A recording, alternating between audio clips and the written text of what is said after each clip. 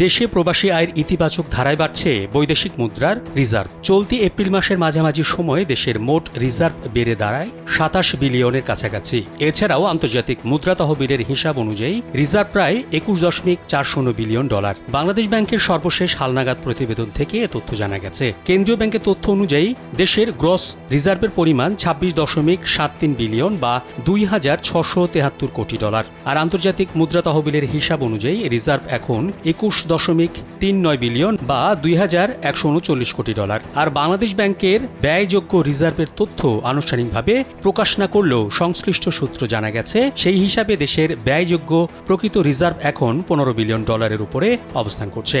সাধারণত একটি দেশের ন্যূনতম ৩ মাসের আমদানি খরচের সমান রিজার্ভ থাকতে হবে।